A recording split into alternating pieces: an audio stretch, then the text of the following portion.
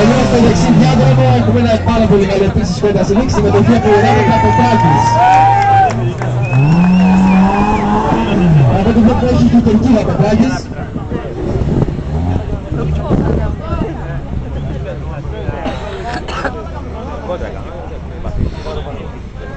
Τώρα δες που να φύγει το φώτο, να δεις που θα βγει το φώτο το κόκκινο.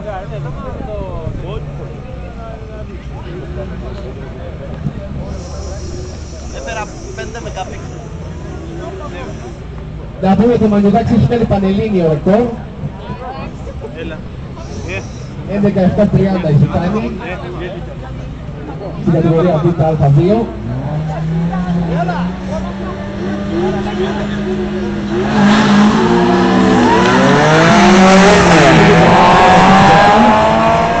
Είναι ένα πάρα πολύ λαθρέα μάξι και πολύ σπανούς δύσκολοι άνθρωποι.